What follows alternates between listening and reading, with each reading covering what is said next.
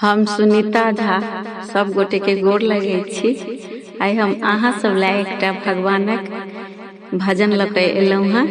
नीक लागत तो देख कर हमार मैथिली लोकप्रिय चैनल के सब्सक्राइब कर दियौ।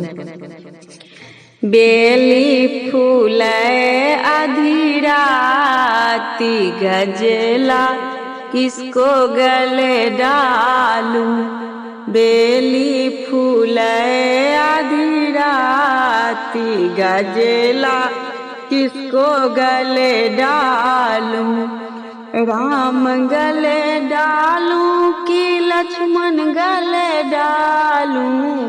राम गले डालूं कि लक्ष्मण गले डालूं। ओ भी गयो बनवास गजला किसको गले डालूं। ओ भी गयो बनवास गजला किसको गले डालूं। बेली फूल आधी राती गजला किसको गले डालूं। चांद गले डालूं कि सूर्य गले डालूं। चांद गले डालूं कि सूर्य गले डालूं। ओ भी चले दिन राती गजला किसको गले डालूं। ओ भी उगे दिन राती गजला किसको गले डालूं।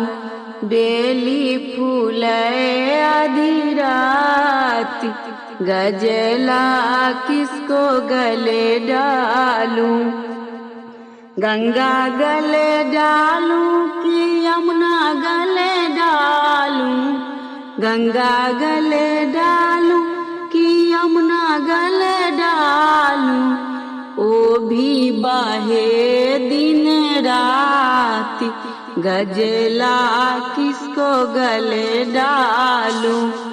ओ भी बहे दिन राती गजला किसको गले डालूं।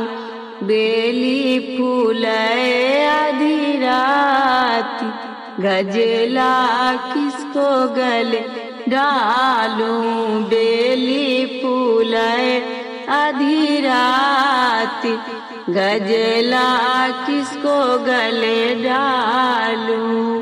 धन्यवाद।